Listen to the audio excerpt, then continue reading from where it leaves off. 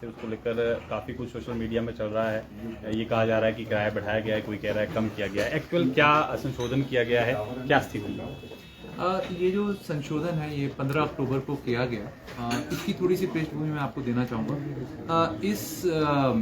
इस particular policy में 32 categories थे डिफरेंट लगेज आइटम्स के।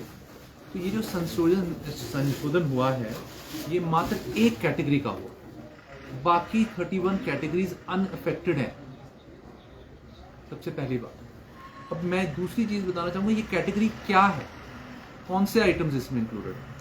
Medical appliances, automobile spare parts, electronic items, cosmetic items, hosiery items, ये सारे आइटम जो कमर्शियल पर्पस के लिए कई बार हमारे जिनमें हमारी बस की सर्विसेज कमर्शियल पर्पस के लिए उनकी बात होगी।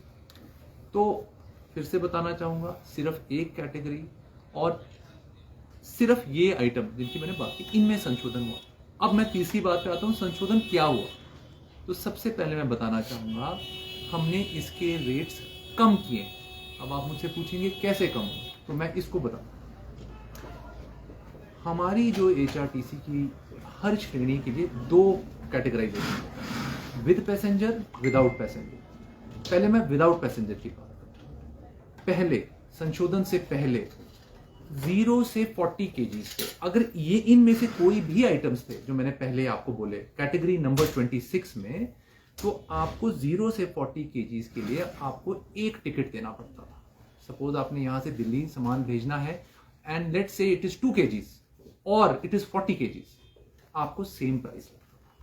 हमें फीडबैक आया कि सर इसको आप काइंडली इसमें संशोधन कीजिए, क्योंकि यदि मैं 2 kg का सामान भेज रहा हूं और या फिर मैं 40 kg, इसमें अंतर है। हमने उसको तर्क संगत माना और हमने इसमें ये संशोधन किया कि 0 to 5 kgs दाम 1 टिकट प्राइस से हमने 1/4 मतलब 1/4 पे। फिर हमने बोला 5 kg से 20 kg जो पहले एक टिकट प्राइस था उसको हम आधे पे लाए, तो दाम तो नीचे ही गिराए ना, 1/4 कर दिया, हाफ कर दिया। हाँ, और उसके बाद जो हमारा 20 kg से जो 40 kg का था वो हमने उतना ही रखा, राइट। सो ये जो संशोधन हुआ है, रेट गिरे हैं। किसके फेवर में गिरे हैं? जो लोग छोटे छोटे आइटम भेज रहे थे। तो ये मैं आपको क्लियर करना चाहूंगा। रही बात विद पैसेंजर की, विद पैसेंजर में 0 to 40 kgs आधा टिकट लगता था। हमने उसको 0 to 5 kgs की जो श्रेणी थी, क्योंकि कई बार छोटा आइटम अगर कोई कमर्शियली भी ले जा रहा है, कमर्शियली सिर्फ इन आइटम्स के लिए, उसको हमने 1/4 किया। सारे रेट्स को जहां पर भी संशोधन हुआ वो रेट्स कम किए गए। अब जिसपे कंफ्यूजन बहुत हुई लोगों को, उसमें ये थी कि हाउस होल्ड आइटम्स, जैसे कि कोई बच्चा अपने बैग के साथ जा रहा है, कोई लेडी अपना हैंड बैग ले जा रही है, वो तो आपके पर्सनल आइटम्स हैं। अगर आप हमारी पॉलिसी के आइटम नंबर 24 देखेंगे उसमें वो कवर्ड है, उसमें कोई चेंज नहीं है, वो तो फ्री है। और मतलब थोड़ी लॉजिकल सी भी बात है कि स्टूडेंट्स को हम फ्री दे रहे हैं, तो क्या हम बैग कैरी करने के लिए चार्ज करेंगे? मतलब बात ही तर्कसंगत नहीं है ना।